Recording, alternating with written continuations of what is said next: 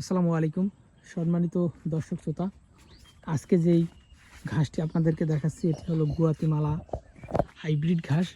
এটি মূলত আমেরিকার গুয়াতিমালা রাজ্য থেকে বাংলাদেশে আমদানি করা হয়েছিল এবং এই ঘাসটি প্রচুর পরিমাণে ফলন হয়। তবে এই ঘাসটি কিন্তু সেই প্রচুর পরিমাণে ফলন হওয়ার জন্য পর্যাপ্ত সময় কিন্তু এই ঘাসকে দিতে হয়।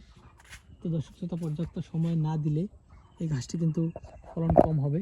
তবে আপনারা অনেকেই মুখেই শুনেছেন যে গুয়াতিমালা ঘাস একটি জারে একটি গরুর জন্য যথেষ্ট হয়, তবে এটা কথা সত্য। তবে আপনাকে সেই একটি গরুর জন্য একটি জারে যথেষ্ট ঘাস যে হয় সেটা হওয়ার জন্য অবশ্যই আপনাকে 2.5 মাস সময় দিতে হবে। দর্শক, 75 দিন সময় না দিলে একটি গরুর ম্যাক্সিমাম 50 থেকে 60 কেজি কাঁচা ঘাস লাগে। সেক্ষেত্রে 50 থেকে 60 কেজি ঘাস গুয়াতিমালাতে হয়। তবে পর্যাপ্ত সার, পানি এবং পর্যাপ্ত পরিচর্যা করতে হবে, পাশাপাশি পর্যাপ্ত সময়টাও দিতে হবে।